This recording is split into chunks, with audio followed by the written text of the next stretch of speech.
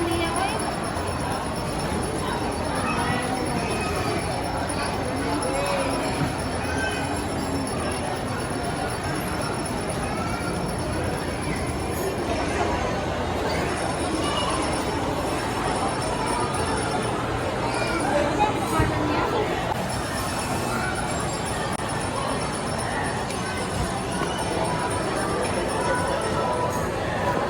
Ano yan?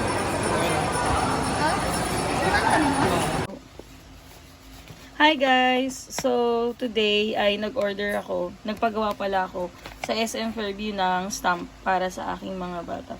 So, yung mga teachers dyan out there, pwede nyo itong itry sa SM Fairview.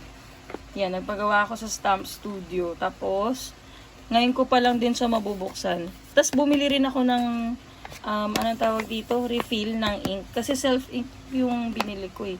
Tapos, ito, ako mismo nag-customize niyan. Pwede kayong magpalagay ng kahit ano. And yung kinuha kong, anong tawag dito? Package or yung stamp is in 350. Pwede na yun mag-customize. Tapos, ito ay refill na hindi nabibili kung saan-saan. Sa kanila lang. And yun nga. Binigyan naman ako ng tip ni ate kung paano ano yan. Tingnan natin kung anong itsura. Wow, ang ganda, diba? Yan, ngayon ko lang talaga siya nakita. Pero ito, from here na daw to eh. Ang galing, ang bilis. Parang mga 30 minutes lang nakuha ko na agad to eh. So, ayan. The Stamp Studio. Tapos, nagko-customize din sila ng, anong tawag dito? Stickers. Yan, ang galing, no? Kasi dati pa yung mga ginagamit ko, yung mga ano pa, yung pinapagawa pa sa monumento, yung sa ilalim ng LRT. Ito, first time kong magpagawa ng ganito. And sana magtagal. So, ayan. Tingnan natin. Yan ay ganda. Diba? Pak. Tapos, ang bala ko dyan, kapag tama yung ginawa nila, dito nila ako mag-check. And then, yung petsa.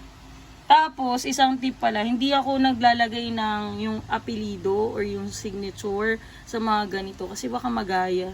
So, mga ganyan lang. So, ayan o. Yan. Sabi ni ate, around 200 plus stamps daw to eh. Bago mag-refill nito. And napili ko rin color is hindi red. Why?